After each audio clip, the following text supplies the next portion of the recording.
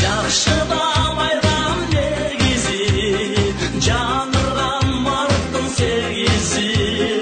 Жарашкан өмүр дилеймин, жарыгер кыргыз периси.